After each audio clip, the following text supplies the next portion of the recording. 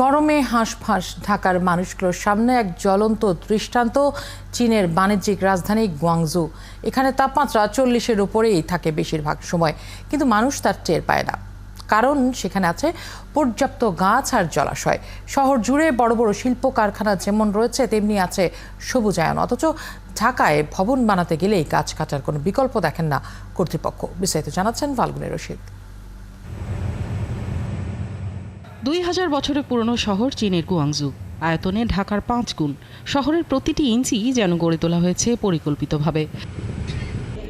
অথচ এই পরিবর্তনের গল্পটা মাত্র 20 বছর আগের। তখন কলকারখানার ধোঁয়া আর দূষিত বর্জ্যের শহর ছিল গুয়াংজু, যা চিন্তায় ফেলে দিয়েছিল নগর প্রশাসনকে। তখন থেকেই অর্থনীতিকে ঠিক রেখেই তারা বিনিয়োগ শুরু করে নগরের সবুজ বাড়াতে। 1, 2, 3 ঢাকায় জমি জিতে নিন 100% ক্যাশব্যাক সহ 20 কোটি টাকার পুরস্কার। গুয়াংজুতেও কখনো কখনো তাপমাত্রা থাকে 40-এর উপরেই, কিন্তু বৃষ্টির কারণে সেই অস্বস্তি নেই। বরং গাছ আর পর্যাপ্ত জলাশয় থাকায় বছর জুড়েই বিশুদ্ধ বাতাস পান গুয়াংজুর মানুষ। এই শহরে হর্ন নিষিদ্ধ হয়েছে 20 বছর আগে।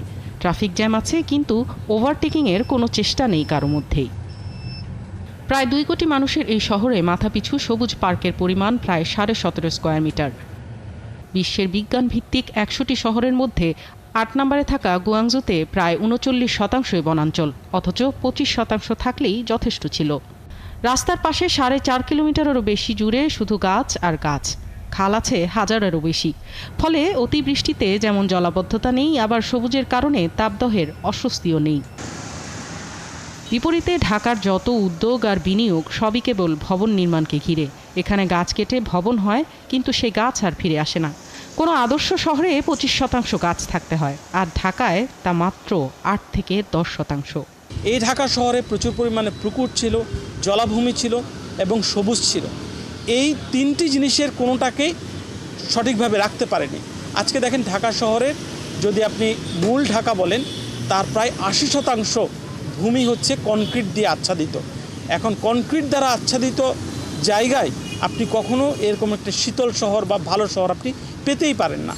শহর আর সভ্যতা গড়ে ওঠে প্রকৃতিকে ঘিরেই। সেই প্রকৃতি ধ্বংস করার মতো অপরাধের ভয়াবহ শাস্তি এখন ভোগাচ্ছে নগরবাসীকে।